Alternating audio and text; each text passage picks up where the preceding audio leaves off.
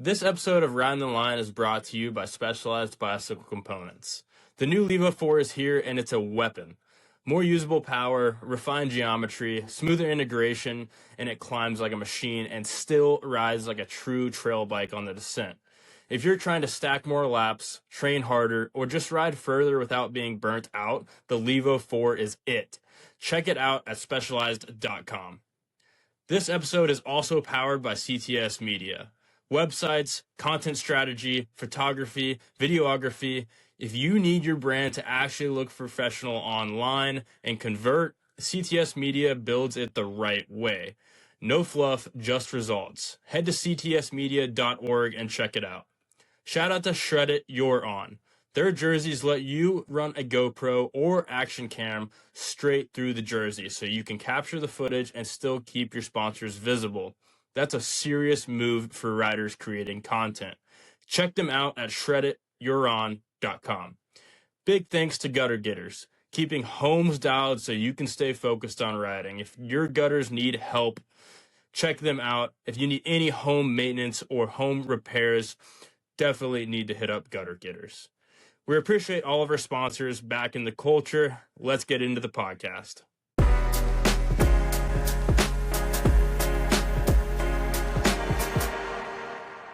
What's happening, everybody? It is another beautiful Monday. Absolutely loving it. Welcome back to Riding the Line. Obviously, Ross Moncton, Cason Smith here to chat about the goods. Yeah.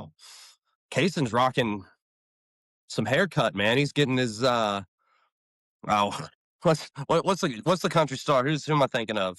Morgan Wallen, probably. Yeah, you're Morgan Wallen. That's what's going down, man. Yeah, we went with the modern day mullet. It's not a legit mullet, but it's a nice fake one. And now I look like I really work in the motorsports industry. I was gonna say, apparently it sells some motorcycles. Like the mullet is the motorcycle seller, man. Looks like you've been slinging them. Beams. Oh yeah, dude. I don't want to be put too much confidence out there, but yeah, I've had a good first month in motorcycle sales, and it's going well. I want to sell more. I would like to do double what I did this month, so that's what we're gonna continue on doing. Sales is a bitch, bro. Sales is a bitch, man. You got, you want to be that good person, that nonchalant, like no pressure dude, but you also need to sell units. So it's like riding that line. Riding the line, baby. Yeah, so it's cool. It's been going well, and yeah, learning a ton, man. What a good team to learn from. I'm like stoked to be around Mountain and that gang. So, but yeah, dude, been slinging some Can-Am four-wheelers lately, which is crazy. I sold two Suzuki 8TTs, which is their new 800cc like naked bike, and I sold two of those back to back that have been sitting on the floor forever. It's so funny how it works like that. And then the next week, I sold two Can-Am Renegades that have been sitting on the floor for a while, back to back. It's so weird, dude. That's killer. Yeah, I saw. So you've sold 2 wheels, you've sold 3 wheels, you sold tricycles, and you've sold 4 wheels. Yeah, I sold a Spider, which was sick. Yeah, I know nothing about them, so I'm just like, hey, like I don't know anything about this. Let's figure it out together, huh? Yep. I mean, dude, that's how I go through life. I just feel like transparency and like just honesty with customers. Like if I'm truly still learning, I'm just like, hey man, like I'm like willing to help you any way, shape, or form. If I don't know the answer, I'm gonna find it out for you. Right. Like, type of deal. But yeah, 3 wheels, 4 wheels. I've yet to sell. I was so close to selling a side by side, so close. Ooh. And I haven't sold a jet ski yet. Oh, so no wheels. Okay. Yeah, we got to do the side-by-side and jet ski, and we'll be squared away. Dude, there you go. Yeah, that side-by-side probably comes with a pretty solid commission, I bet. Yeah, if you want to make good money in the power sports industry, you need to sell jet skis and side-by-sides because those got the margin. People would be surprised, man. Like a Ninja 500 or an R3, dude, bro, they make nothing. Like Mountain Motorsports isn't making anything on those entry-level bikes. Like the margins are crazy. Like I come from the cycling world where a mountain bike could make you which I thought was terrible. A mountain bike could make you 40% margin, 4 points, Yeah, and dude, a street bike makes sometimes a couple $100. that's You know, wild. brutal. Yeah, Yeah, it's terrible. I don't know.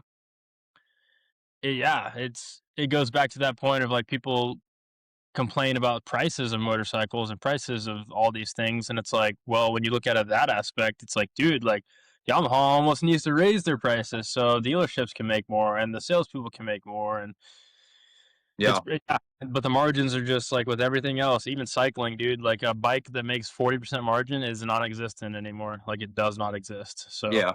That I understand. yeah. Well, dude, I'm glad you're happy, glad you're rocking it, man. That's killer. Yeah, it's been good. I'll be honest, the hours are brutal. Like, yeah, I mean, I don't get home till 7:30, almost 8 o'clock some days, and with the hour drive, it's pretty bad. Yeah. And and then working Saturdays again, so it's like my time is super limited now, which I say over and over, but that's just something I'm not used to. Retail hours, man, going back to it. And then Dude. you put the commute back in there, then Yeah, then it kind of sucks. yeah. Dude, when I was in high school, trying to think the last retail job that I worked for No Fear, if you remember that brand. Dude, you seriously did? Yeah, I worked in the Bro, that's mall. so sick. Dude, I worked in the mall at one of the No Fear brick and mortar shops. And so it was, dude, that and I actually just recently watched, if you guys haven't seen it, there's a documentary on No Fear. It just came up on my YouTube, but the documentary on like the death of No Fear is actually really cool. So Um no fear's coming back. You saw that, right? Or no? no, I haven't seen that No Fear is coming back. Yep. Yeah, I'll send you it after this pod. But yeah, they haven't released anything yet. But yeah, no fear's making a comeback, dude. Oh, dude, I will absolutely buy that stuff. I loved No So Fear, what dude. That did was like as a kid of the '90s, man. Like No Fear was like I don't know. That was like your identity a little bit, man. what did the store in the mall sell? Because I know no fear as like motocross gear. Yeah, so they did motocross. Well, they sponsored. So they were a clothing brand, Okay. primarily, and they were stickers, and it was almost like, um, you ever remember? Was it? I think it was Big Dog. Do you remember them? You ever see those? If I you don't ain't think so, if dude. you ain't Oh, the lead dog, the scenery never changes. Um, oh no, I'm not familiar. so it was a brand that was like that. But yeah, it was started by they were like kind of surfer skaters. And then one of them was doing got into racing really heavy. It was a couple brothers. Um, and like they had Nike actually hit them up to like buy the brand, and they like didn't sell because they thought they could like essentially beat Nike. Like they would be bigger than Nike. Um Wow, that worked out well. yeah, right. But I mean, they're coming back. But it was cool because like I think but they also wanted to like stay down home. They wanted to kind of keep their stuff like grassroots. They wanted their people to make money. They didn't want to sell out to a corporate structure. So they were like true to the '90s for sure. Um, but I highly recommend watching it instead of listening to me explain it like Yeah, definitely. incorrectly. Yeah. But yeah, I worked there, and it was a bunch of clothing. Um, it was it was really interesting because in the mall you get like a lot of theft. So yeah, I had to like if people came in the store, you had to like constantly engage them. Like you're probably not super worried about somebody walking out of here with a motorcycle like in Mountain Motorsports. Um, No, but I mean, they got some gear or a helmet or something or a pair of boots. Somebody could try to shoplift that. But right, when you're in the mall in that retail, like people try to all the shoplift time. whatever they could. Right. Um, yeah, so like you had to continually engage and sell, and also like if somebody else came in the store, you had to be on the floor and you had to watch them too. It was I worked there for a couple months. Got some cool gear, but That's cool, yeah, man, dude. yeah, Yeah, I OG actually days. when I worked at Free Flight, I was surprised the amount of like theft we dealt with as a cycling industry. Like I had God, it looked really bad on me. But when I was in charge of the demo fleet, like part of my job as the marketing e-commerce events manager for the company, And so everybody knows, Free Flight is a Metro Atlanta based cycling retailer that's been around since 1978. They have 3 locations, and I worked there for quite some time. Anyways, long story short, we had 3 demo bikes stolen in like a month span, or no, not a month, sorry, a year span, which was crazy. Wow.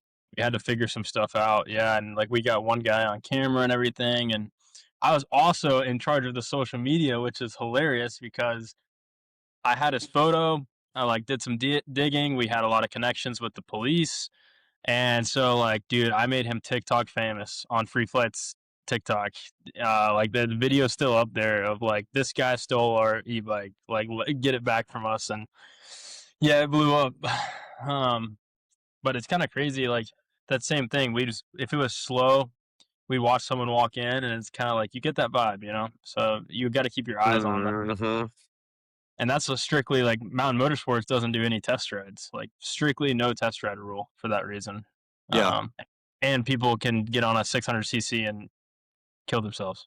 Yeah. Yeah. Yeah. Much less right off the bike. Yeah. Yeah. So Dude. Yeah. I haven't done retail in a long time. I've been a corporate boy, and then not anymore though. So doing my own thing. yeah, doing your own thing. Well, But dude, what happened this weekend for you, dude? I want to know because you read my mind. let's go right into it, man. I'm looking at a number plate, so Yeah. I had to put the shorties over there for sure. No, it was a great. Well, it's an interesting story. Obviously we had Stuart on a number of weeks back, and he kind of was hyping up the shorties. So I was like, all right, sick. Let's go do some short track e-biking. Sounds like fun. And so I think like a few days, maybe like Tuesday, I think Wednesday maybe. Um, I put my woodworking hat on, and completely amateur, don't know jack shit about woodworking, except that hey, power tools, right? So I made my dad this pretty sick bench. I did some like Shoshogi bond burning. I'll send you a photo of it, and we can post it up. But I made my dad this bench, and so I'm like, you know, I didn't wear a mask, respirator, nothing, just being an idiot. And so I came down like I guess into Thursday, early Friday, just had a gnarly cough and all this congestion and everything. And I'm like, I'm getting sick. This sucks. So I'm hacking everything up, overnight. And I probably still sound a little nasally. And so I'm like, all right, well, my buddy Sean, who has never done a bike race, mountain bike race, he's seen the Quick Six. He's got an e-bike as well. Through me pushing him into it a little bit. And he was like, all right, well, this sounds like a great opportunity for me to go, race a mountain bike. that's what Sean And sounds like in your head. yeah. Yeah, right. And so I was like, all right. He's like, dude, I signed up. I was like, all right, sick. Let's go do this. So I show up. I'm hacking mucus out of the driver window of the truck all the way up there. Feel like crap. I feel okay. I felt okay, but just very, very congested. So we Right. get up there, we sign up, and I was like, all right, Sean, let's just go like walk the track. So it's XC short track. They kind of start on it's all on the front side of Big Creek. It's just whatever the green trail is, and a little bit of troll trail, and then it's like a down and back that goes into the greenway essentially. So a lot of it is like track and a half double tracky, so it makes passing easy, and it's maybe a 1.1 kilometer loop. For e-bike, we did 4 laps, and so I think it was right at 19 to 20 minutes for me Okay. of Like sprint. sprint, yes, of Jesus. hammer. So I show up, and then there were a bunch of guys there, and you know how you and I are in like a pack of guys. Like we're gonna sit there and we're gonna cut up, and we're gonna be like, hey, is everybody in class 3 mode or whatever, Yeah. yeah, saying some shit. And so there it was a good mixed group of guys. There were some younger guys, some older guys. There were some dads like in Hawaiian shirts.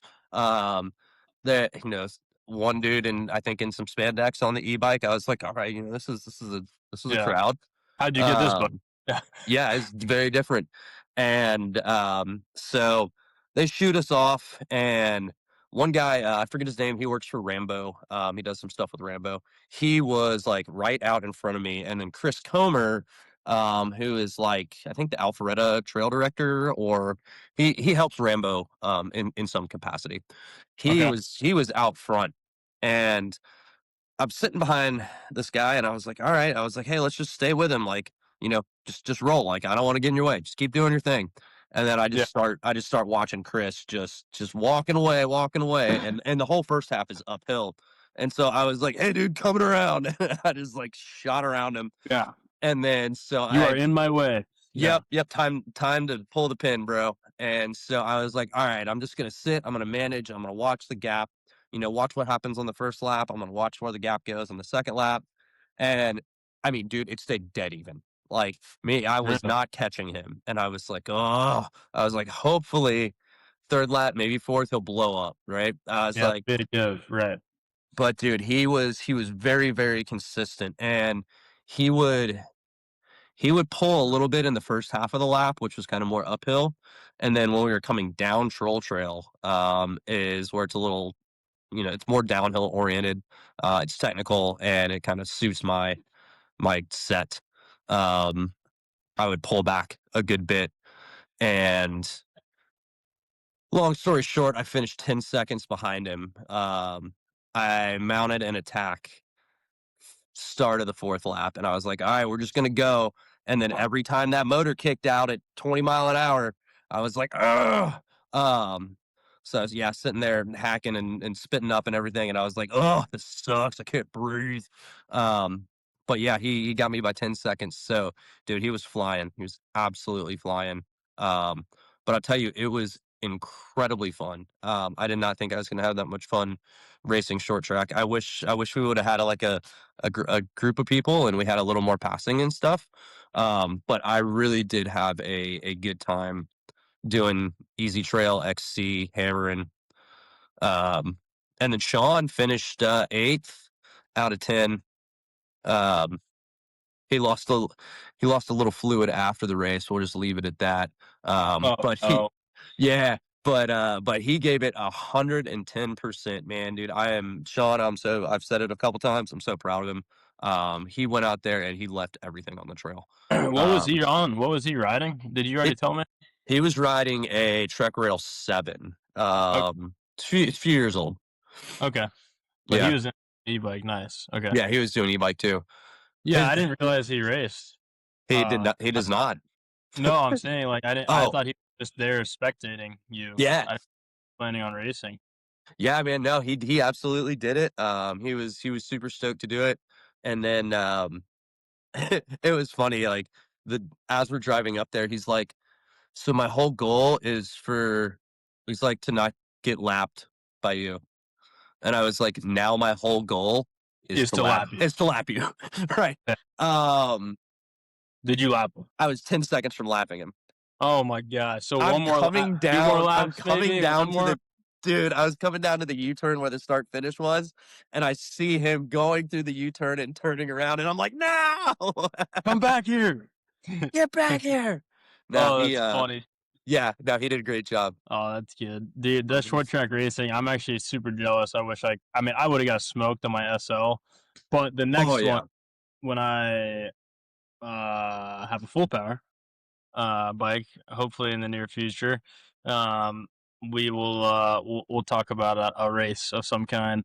I want to hit some races too. I know like me not having Saturdays free is like kind of detrimental to racing, but yeah, I definitely do. Like you talking about it right now, God, it makes me like makes me itch, man. Like I just I want to race a bicycle again. I think the last time I raced a bike was last year at a stopwatch national at Jared's place. Like, yeah, spring series races they do. So I'm itching, and I want to race moto too, dude. It's like yeah, get back into it. It's like a dude. drug. I've and so all right, and I'll say this for a little bit. Yes, one thing for everybody else talking about racing that wants to go race that has the FOMO and has not been racing like Cason. Um, Gravity Carolinas, Jared's this weekend, Saturday, Sunday. I think Thursday is the deadline for sign up. It is enduro. I think it is shuttle duro. I don't know how many shuttles. Is it not shuttle duro? Is it straight pedal duro? There you go. Well, then straight pedal duro. Yes. Sorry, I got a face full of Cheez-Its. Yeah. But yes, I saw him post, which is actually, I will confirm, but yeah, it was pedal. I think everything was pedal, Full pedal duro. which out Sick, there yeah. is brutal. Yeah, right. Because E-bike I did open, baby. that first Go Nuts race we did at Jared's was all pedal. And it was brutal. Let's see. But yeah, that'll be sick, dude. So they're racing Sunday? Saturday and Sunday is 2 day because it's enduro stuff. Oh wow. Okay, let's see. Yeah, so Jared's, and I think right here it says, oh, sorry for the pause, but No, it's all good. But so that's going I down. don't know. Here it is, yeah. So one on race day, it'll be shuttled to the midway point. Okay, so you're right. Yeah, I thought it was shuttle duro. Yeah, cool. Okay. Yeah, you're right. So yeah, so you get the shuttle to the midway, but if they're doing, I assume they're doing full stages. Let's see. Yeah, so they're going top to bottom, so you get shuttled to the midway. But you had to climb the rest, and it looks like every stage is from the very top. That's sick. That's cool. And it does confirm it's 2 day on there. Yeah, it says April 4th and 5th, but usually that just practice is Saturday. Saturday practice, Sunday race. Yeah, I don't know, man. Yeah. Y'all figure that out on your own. My thing is I got clearly Easter Ross Sunday, and I can't figure it out. So But, I don't know. It's April 4th and 5th, man. Go to their website. You could probably figure it out. Use some Google. Yeah, check it out. But GravityCarolina.com. also, yeah, Gravity Carolinas. The weekend before this past weekend, I went down to Montgomery Whitewater and I competed. And so I did the freestyle event the week before, and then last week I went, or whatever weekend, I went and I did boatercross, dude. It's like God, what is it? It's like 4X essentially, on mountain bikes, but in boats. And we had there's like a 15-foot like start ramp, just like 45-degree wedge that you slide down into the water. And you just kerplunk into it, and then like there's 4 of you, and you're going at it. I finished third out of like 12, something like that. Yeah, that's sick. Yeah, first motocross, so was pretty stoked on that. We didn't win any trophies or any prizes or anything, but they called my name over a loudspeaker, so that's cool. Yeah, big shout out, Ridin the Line, sponsored. Right. But it was cool because it was like it's pretty much class 4 whitewater that you're racing down. And so they have buoys that you have to go around. So the red buoy, you have to go past the buoy, come back, and you kind of have to circle it.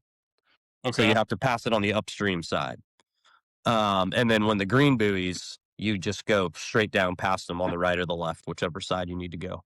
Okay. So, but it is fun, dude. You were boat to boat, you're jamming, dude. It felt like motocross, man. But yeah, dude, we were boat to boat going at it. It was some good stuff. I missed the first race I won, and then in the finals in the second race, I missed a buoy, so I wasn't paddling up to get it. I was like, nope, I'm gassed. I'm done. I'll tell you, my shoulders have never been so on fire after paddling that hard, dude. It was wild.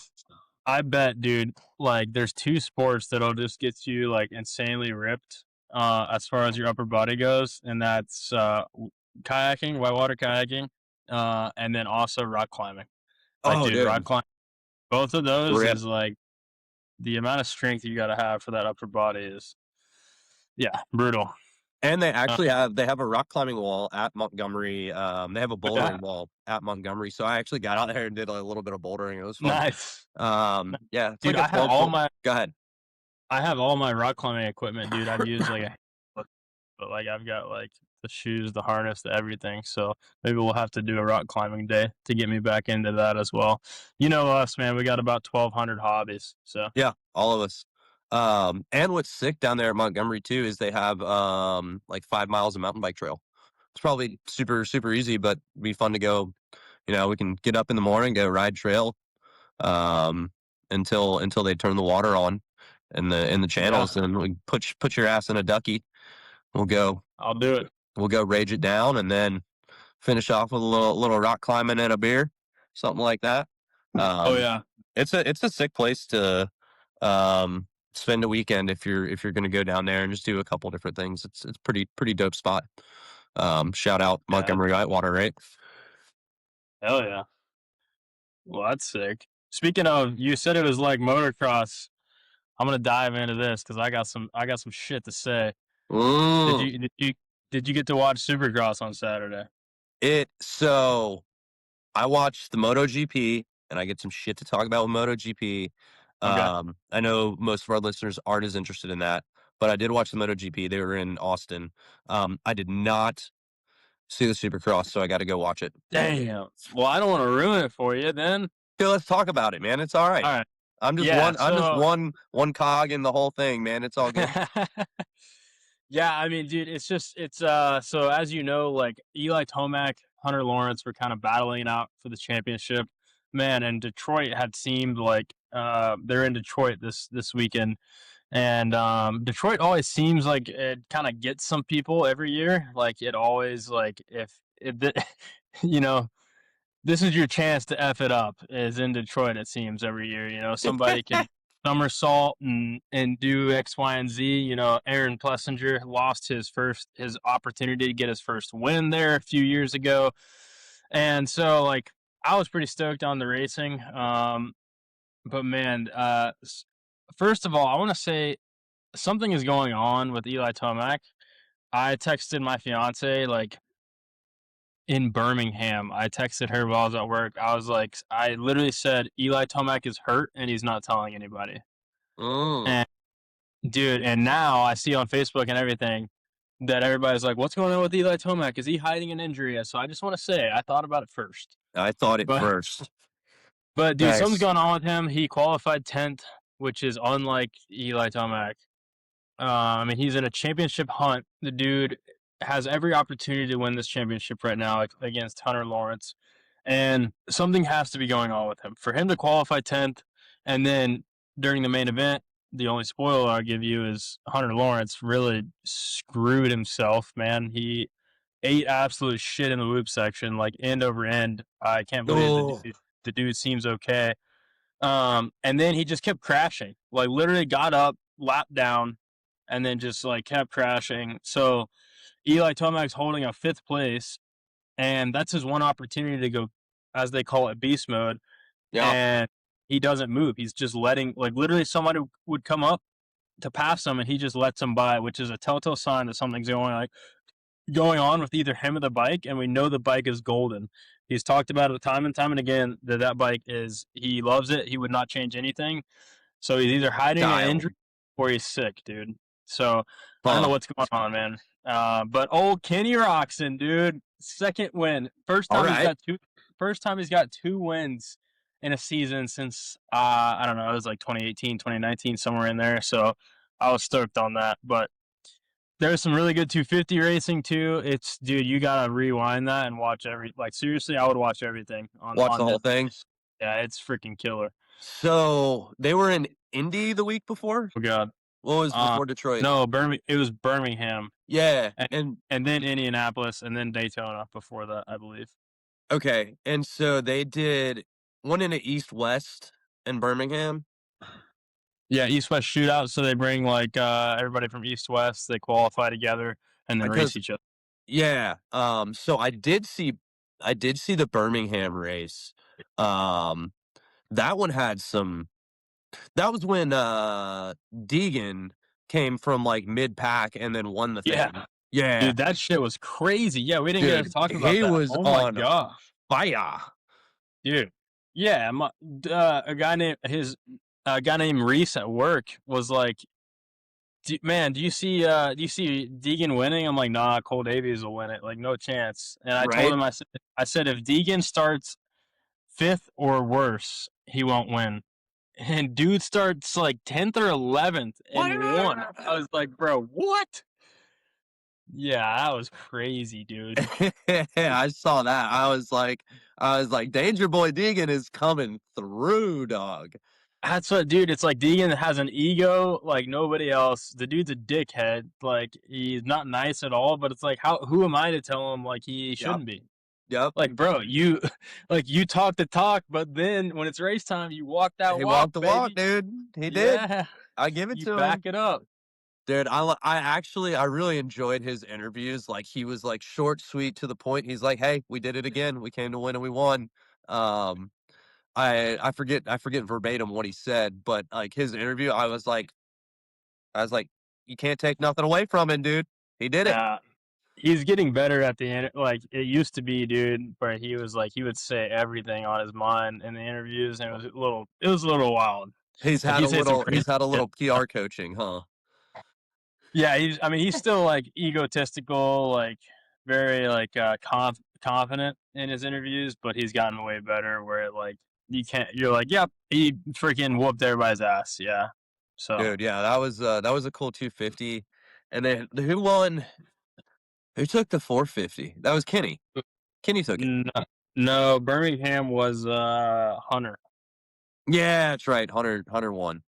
Yeah, and then literally gets the points lead, and then Yep. each this weekend. So Yeah. So who's leading the championship? Is it still Hunter? no, well now it's Eli by like 5 points. Oh, my man, still doing it. All right, cool. I'm Team Eli, man, no matter what's going on. He's got to pull through because whatever's happening, he's got to figure it out. He's got 6 more races or 5 more races, something like that. I'll be in Nashville, man. I'm pretty stoked. That's gonna be a good one. Nice. Yeah, it's 2 weeks from now. Do they have a week off this week, or are they racing this weekend? No, they'll be racing. I forget where they're going between. But they'll be racing. I don't think they have a break. Is it west or east west? Oh god, you're asking so many questions. I know. This is your thing, man. I know, dude. Sorry. I start worrying about this on Wednesday. Usually, Wednesday is when I get all hyped up and start looking. St. Louis, Missouri. Oh, there's St. Louis. Okay. So that is it's an East-West showdown again, dude. Man, you got to watch it. This is gonna be good. All right. So East-West showdown, 7 p.m. Okay. Saturday night. And all the East. Nashville. So all the East-West showdowns. What's the format? Is it like best of 3 like they've been doing, or are they gonna do the qualifiers and then the main? No, so the best of 3 is only in a Triple Crown event. Only in the Triple Crown. Okay. Yeah, so East-West Showdown is treated just like any other race. Essentially, like it's a little bit harder to qualify in an East-West Showdown because you have more guys. So you have more better guys. Essentially, like you have all your top dogs in there. So, but you'll have East qualifying, West qualifying. They'll take the top, whatever it is. I think 40 or whatever, and then you'll have an East heat and then a West heat, and then you qualify the top 9 out of each, and then and then you got 4 out of the LCQ. So 20, what is that? 18, 19, 20, 21, 22, 22 riders going in the main.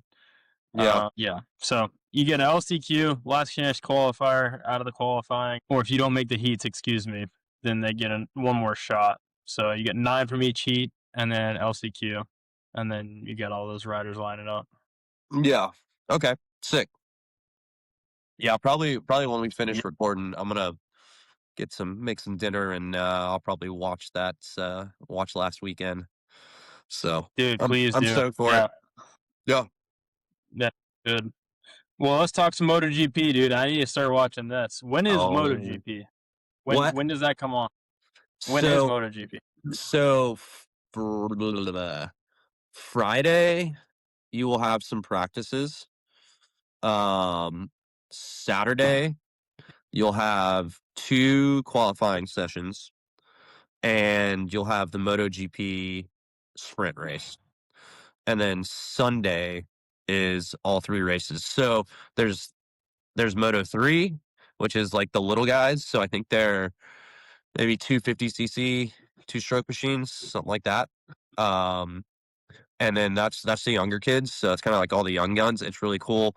What in those races, like none of the bikes have like the power to pull away on the straight, so like they pack up. I mean, dude, there was, I think, the closest finish ever in Moto 3, like the top 20 were covered by like a second and a half at the finish line. Dang, that's crazy. Yeah, like 20 bikes coming across the line in about a second and a half. That's Wow. how close the racing is, and they're just packed up. Dude, they go 4 wide into like every corner. It's stupid fun to watch because nobody's got the horsepower to pull away. Right. So they really learn racecraft and drafting and all that stuff. So that's Moto 3, and then Moto 2 is similar to like a 600cc bike.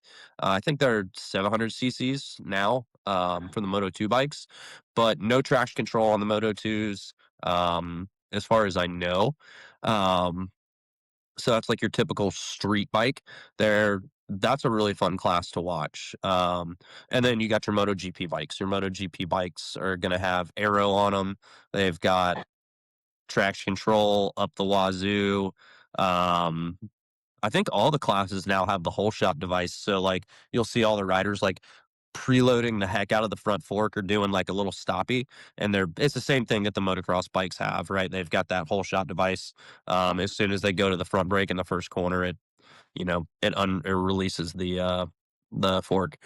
But yeah, the GP bikes, I think they have like 330 horse now. Yeah, somewhere around Lord. 330 horsepower.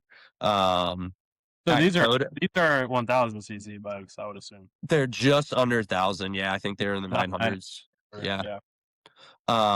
Is there a 600cc class?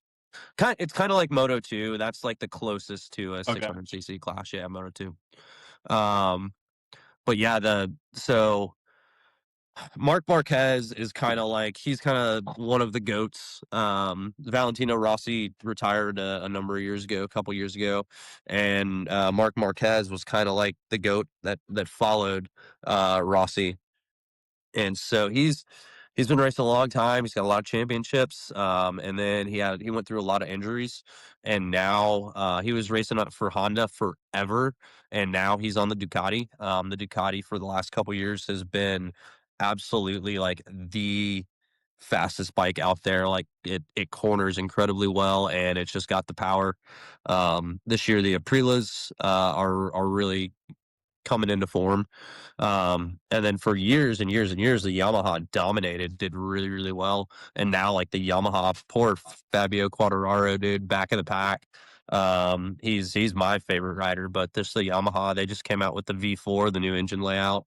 And I mean, it hasn't helped the bike at all. So it sucks that he's in the back. But the Ducatis and the Aprilas and the KTMs right now, all are stupid fast. I think the Aprilia this year is like the fastest bike in the world as far as Really? MotoGP goes. Yeah, as far as like it went the fastest on track that any bike's gone on any one of the MotoGP tracks. I think it was like 225 somewhere in there, 223. Good. And that's like doing that kind of speed and then hitting the brake to slow down to like 40. Nuts. Yeah. And I think they're doing like 225 to like 40 in like 7 seconds on the brakes, something like that. It's wild to see. We've been to Coda to see it a few times, but yeah, Mark Marquette, huh? So who's a Yamaha rider? So Fabio Quartararo and Alex Rins are the factory Yamahas right now, and then Okay. you've got Jack Miller and I forget who's the other Pramac Yamaha. But yeah, Jack Miller's on the satellite team.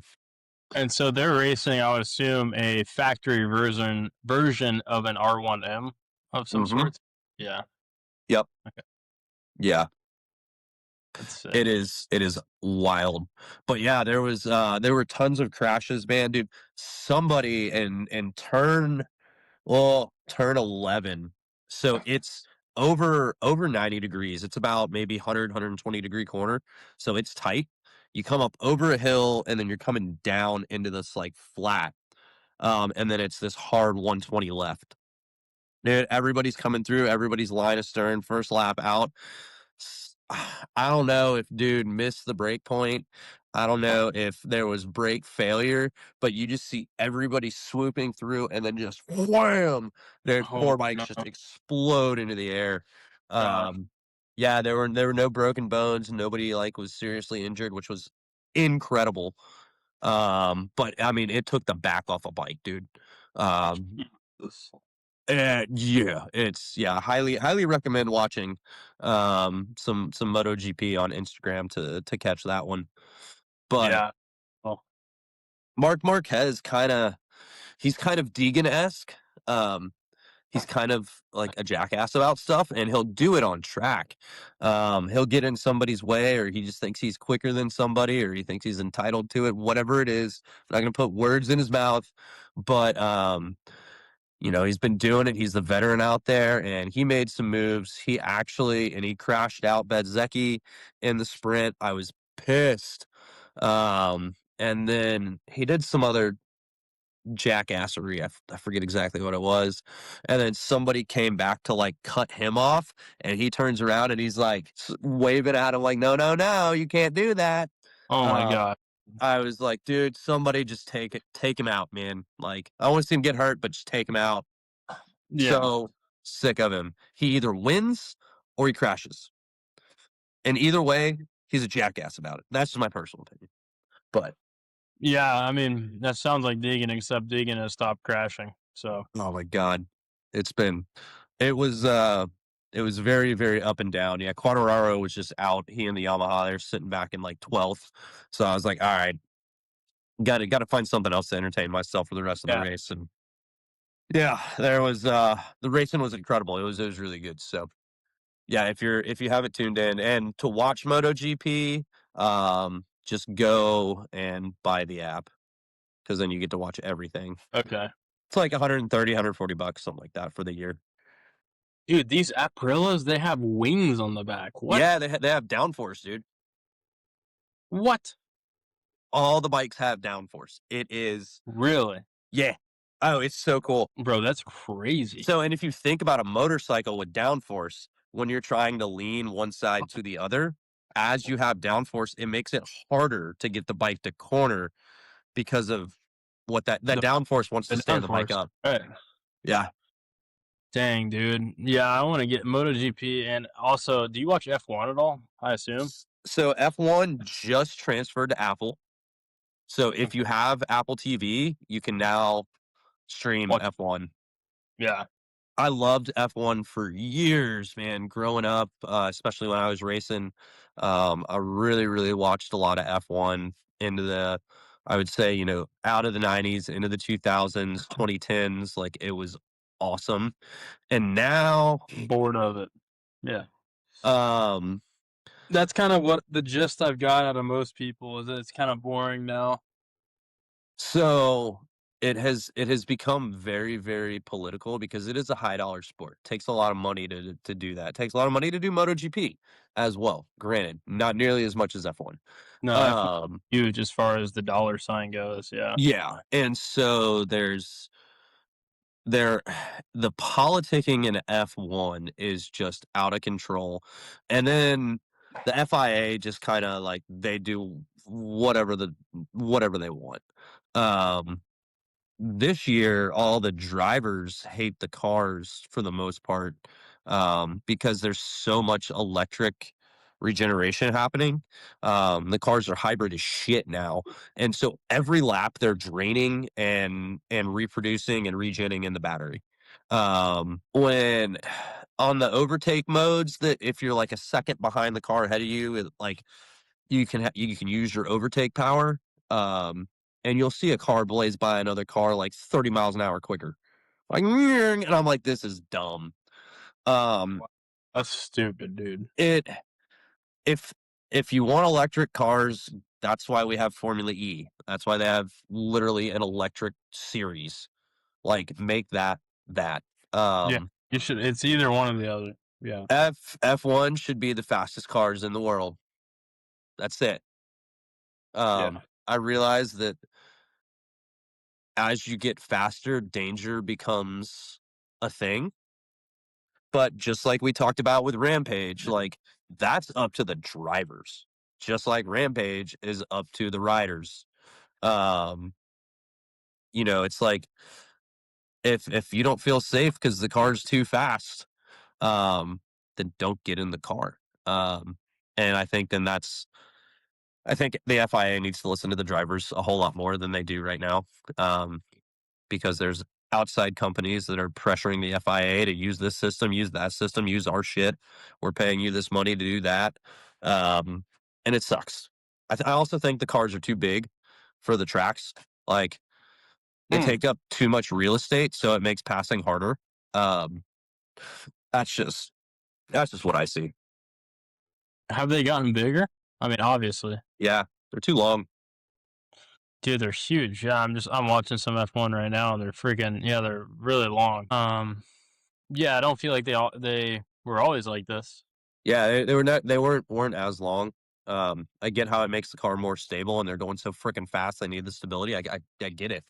It's a whole can of worms, bro.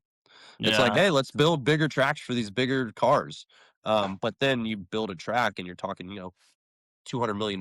That's Yeah, I mean, yeah, F1 for me is just like I feel like I would be bored of it. It's like super static, especially compared to a sport like motocross or yeah. Supercross or even MotoGP. Like, I feel like I would be so bored watching F1. It'd be like watching NASCAR, dude.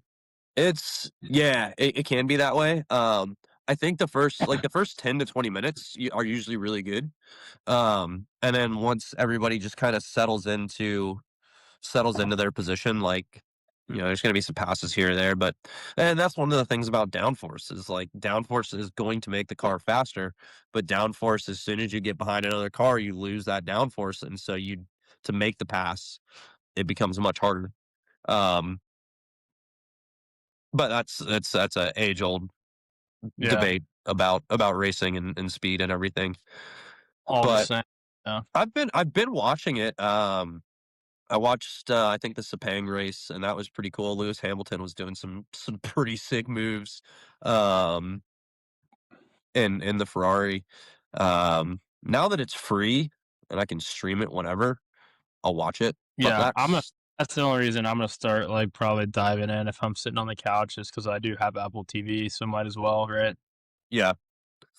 But yeah, if you've got 130, $140 to spend, MotoGP, the racing in MotoGP across Moto3, Moto2, and MotoGP is just so much better. And the riders to me are way cooler. Yeah, Yeah. yeah. $130. I guess that's for the year. Yeah. Yeah. Yeah. Yeah, that'd be cool. I probably need to make that investment to watch it. But Yeah, it's fun. And I mean, honestly, we just need to link up and like, do it. because I've got it. We just need to get together and I know, dude. watch all the stuff We for need to get all the together on a things. Saturday and watch some Supercross together for sure. I know, yeah. This Saturday, I don't really have a plan. I thought about going to Jared's, but I was like, yeah, they're doing the enduro. I want to go race the enduro, but I've got some family plans Easter Sunday, so At Easter. right, yeah. Oh yeah, got to make those obligations, you know. Yeah, but Saturday I could definitely do some binge watching. We'll chat about it. Yeah, let's talk about it. Flip the script a little bit. I want Do to it. talk about the S on our heads. Yeah. Big announcement that they made. Specialized releases a alloy Levo R that shaves $2,000 off the price tag. So if you're somebody that wants to get in this Levo R that we've been talking about, they just announced a aluminum version of that bike, and it looks sick. You still get a killer SRAM drivetrain.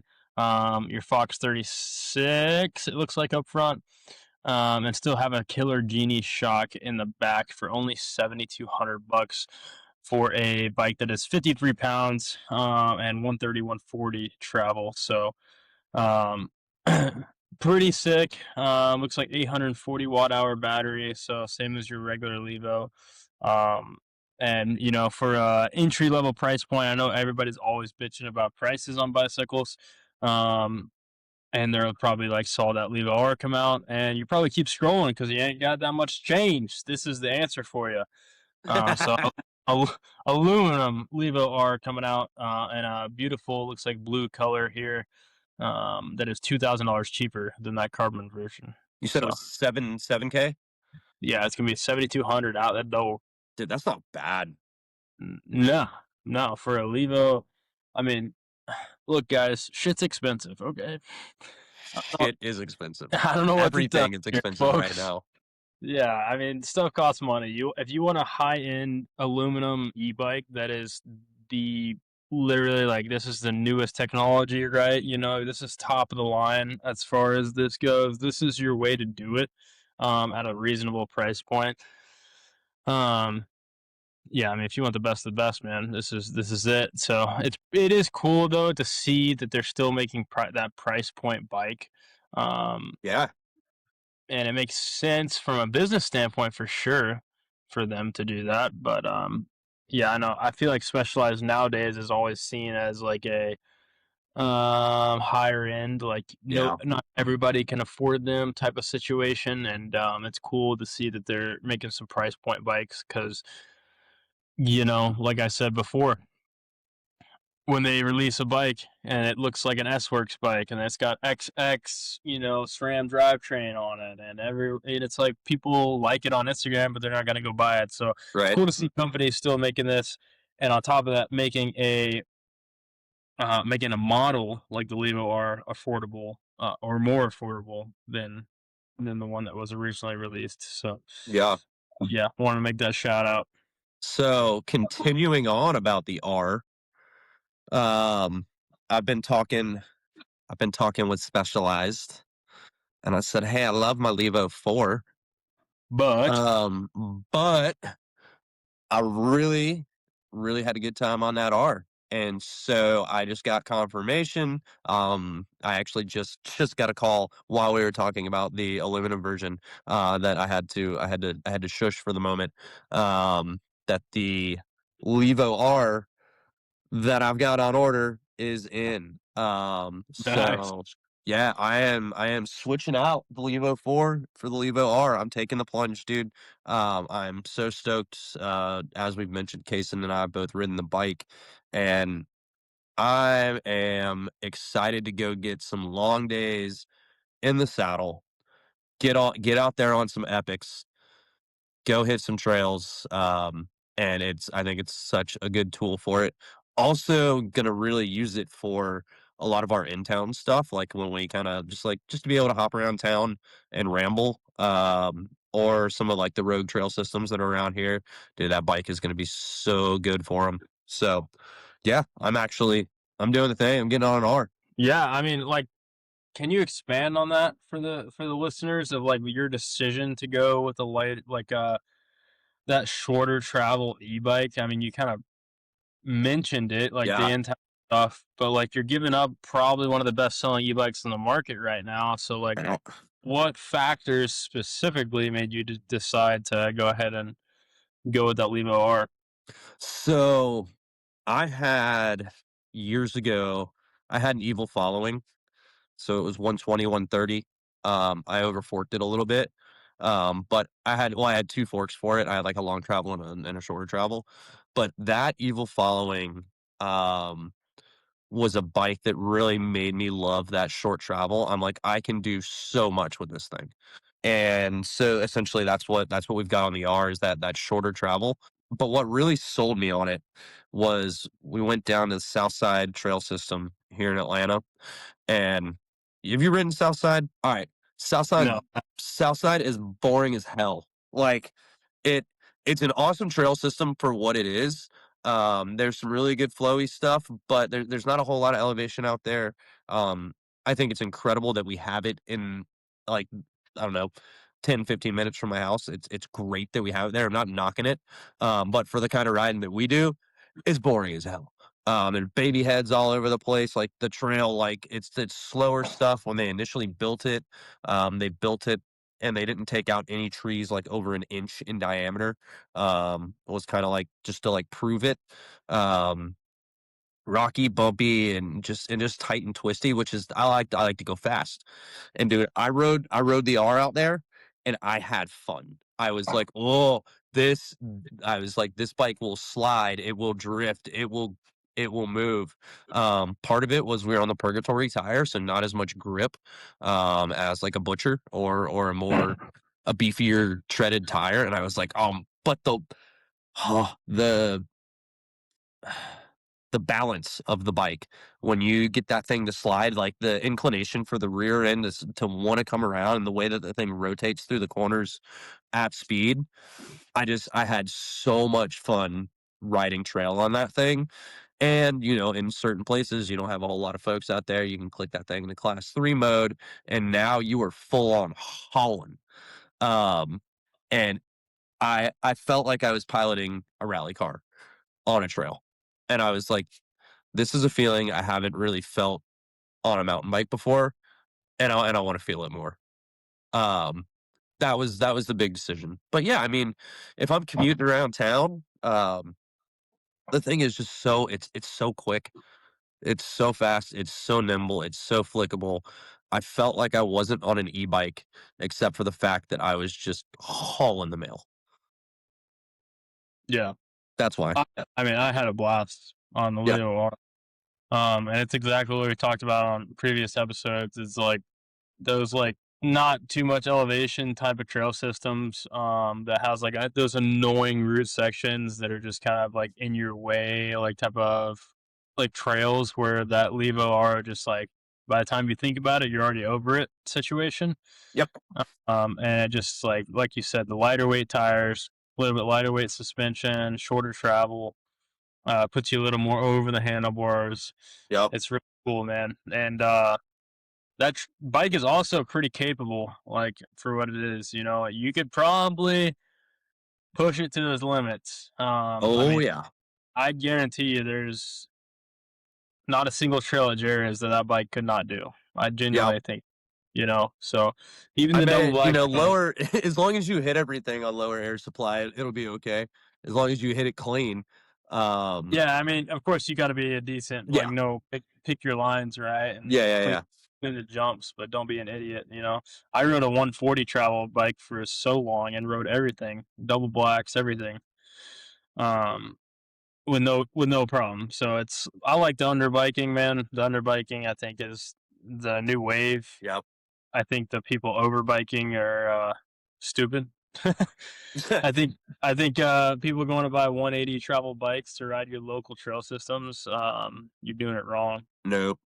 Yeah, I will say, like the four is kind of the quiver killer. Like if you want one bike, like Yes. this makes sense. Totally get it. Yeah. Um, That 150, 160 platform in any bike doesn't even have to be awesome. specialized. I think that 150, 160 platform that people are going to is the way to go.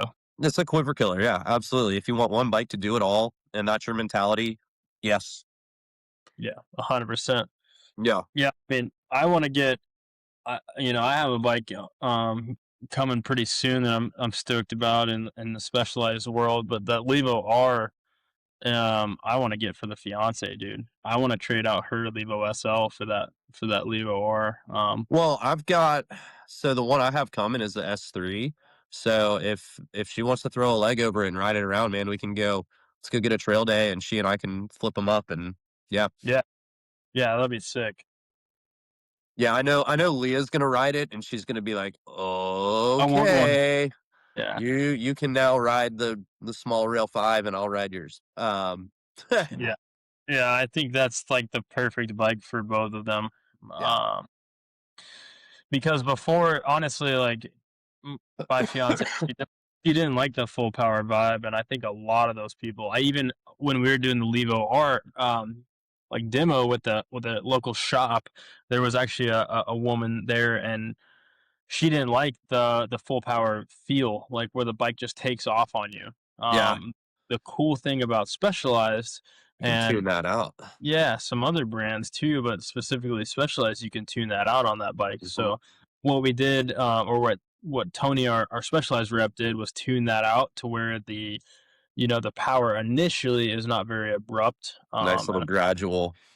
Yeah, and I think especially for the ladies that aren't used to that full torque power, or even people that don't have much experience, not even specifically ladies, but people that don't have much experience on full power e-bikes that are Yeah. just like, holy crap, this thing's like a YZ450.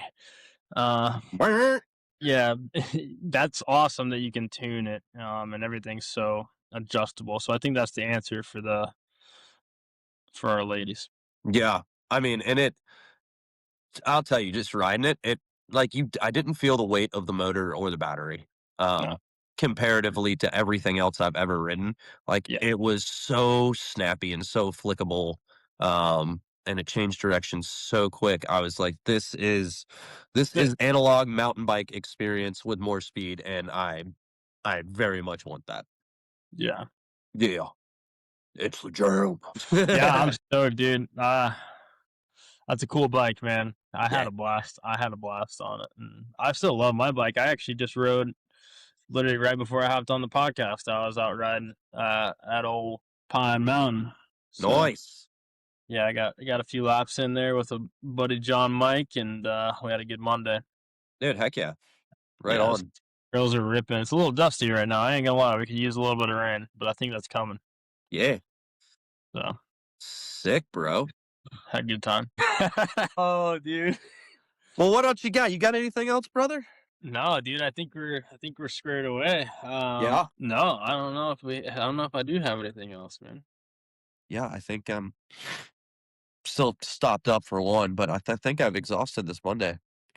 Hey, Um, well, what else we got coming up, dude? We got Easter Sunday coming up. We talked yeah, about Nashville Supercross. As far as events goes, Gravity Carolina is going to be this weekend. Just a reminder on that one at yeah. Jarrett's Place. On that same note, make sure if you guys are local to the southeast, Jarrett's Place has been running some pretty low key type of races lately. I like to call them stopwatch nationals, but it's kind of like their summer series Yeah. vibe. So they do have some racing going on. Um, That's what I want to get out to. yeah, I would love to, but I unfortunately can't. But you should definitely, yeah, you should Yeah. definitely Do get you out. know the dates off the top of your head, or is it? I mean, I can research it, but No, I can tell you in about 2 seconds, but yeah, those are cool. I've done a few of those. They're very low key. It's like literally two guys with a stopwatch, one at the bottom of the trail with a clipboard, like type of vibe. Looks like spring summer race series, March 21st, April 11th, April 25th, May 23rd, and June 20th. Racing is at noon. April 11th. I believe Gotta, those are gotta get over Saturdays. there. Yeah, Yeah. because yeah, those are Saturdays. So Saturday at noon, they're having some racing at Jarrett's Place. It is, I believe, it's free with a shuttle pass. Oh, Um, nice. You can just hop in and do it. yeah, so you can just hop in. It looks like riders meeting at shuttle drop off at noon sharp. Any pass for the park is your race entry. Podiums are given out at 1:30, and the rest of the park is still open to the public during the race. So super chill, loose That's program. Your cool. your classes are going to be 18 and under, amateur, women, e-bike, and open. So yeah, Go do some grassroots racing. send it, brother. Yes. Well, Yeah, I don't have sick. anything else on. One more thing to touch on. April 18th, Jarrett's Place having the Spring Fest, first annual Goon Riding National Oh, Championship. dude. Yes. Yes. Gonna be good. That's So gonna be goon good. riding is exactly what it sounds like. Riding like a goon. I saw Zierdlin and a couple of the guys getting proper goonery. Yeah. Uh yeah, on some Instagram clips, and I got a couple goon moves. I want to get an epic jam and salmon, bro. Oh yeah, there you go. Little Yeah. bar hump action with the sand with the. Yeah, full like bar hump different than jam and salmon though. Yeah, Um it's different. It is different. I need a proper like bike rock jam and salmon. Oh We yeah. might I might have to talk to the quail man to get a little advice there on Is he a pro? oh dude, he is a I've seen him do the jam and salmon pretty solidly. Yeah. Yeah. Funny. Yeah, dude. Um yeah, I might even get some like plastic proper Whistler rental gear and then jam Sam. Yeah, you got to make sure you have your elbow pads. Elbow pads are key here, folks. Yeah. Maybe some Jinko jeans or something.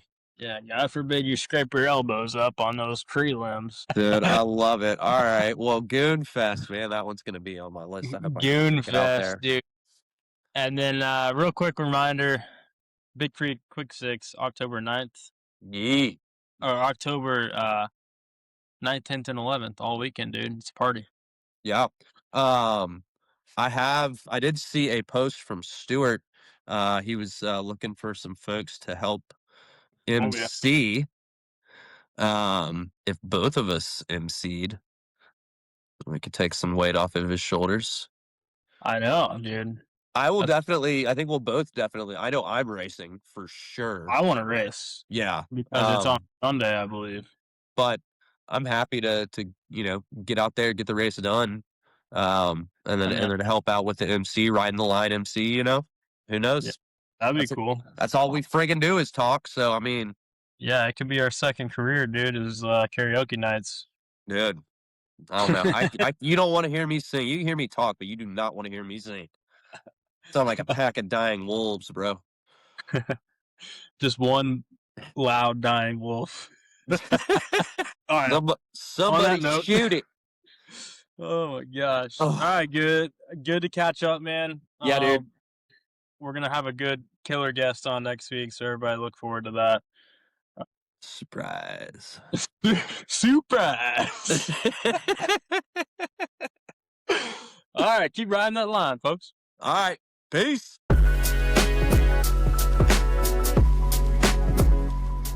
Before we wrap this up, huge thank you to the brands that make Ridin the Line possible. Big thanks to Specialized Bicycle Components. From trail bikes and EMTBs like the Levo platform to road, gravel, helmets, shoes, and some of the best tires in the game, they're not just building bikes. They're building the full ride experience. Whether you're racing, training, or just chasing better days on the trail, Specialized has it dialed from top to bottom. Check them out at specialized.com. Shout out to CTS Media. Websites, photography, videography, and marketing strategies for brands that actually want to grow. If you're serious about leveling up your business, head to ctsmedia.org. Appreciate Shred It You're On. Innovative jersey solutions that let you run a GoPro or action cam straight through the jersey while keeping your sponsors visible. Built for riders who create. Check them out at shreadityouron.com. And big thanks to Gutter Getters, keeping homes dialed so you can stay focused on riding. We appreciate all of you supporting the sponsors and who support the show. We'll see you on the next one.